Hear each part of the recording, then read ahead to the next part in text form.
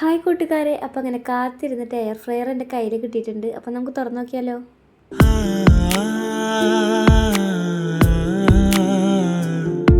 4.2 litre വരുന്ന ഐക്കോണിൻ്റെ air ഫ്രയറാണ് കേട്ടോ ഇത്. അപ്പോൾ ഇത് ഞാൻ അൺബോക്സ് ചെയ്യുകയാണ്.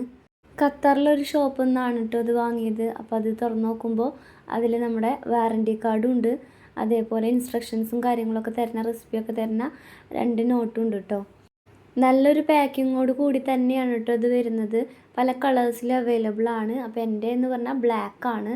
അപ്പോൾ അത്യാവശ്യം അവർ പാക്ക് ചെയ്ത് വെച്ചിട്ടുണ്ട് നല്ല ഭംഗിയിൽ. 3 പിൻ പ്ലഗ് ആണ് കേട്ടോ വരുന്നത്. അപ്പോൾ ഇത് ഞാൻ തുറക്കുമ്പോൾ എനിക്ക് ഭയങ്കര സന്തോഷമായിരുന്നു. നമുക്ക് ഫസ്റ്റ് പുതിയതൊരു സംഭവം കയ്യിൽ കിട്ടുമ്പോഴത്തെ ഒരു എക്സൈറ്റ്മെൻറ്റും കാര്യങ്ങളൊക്കെ വളരെ എനിക്ക് നന്നായിട്ടുണ്ടായിരുന്നു.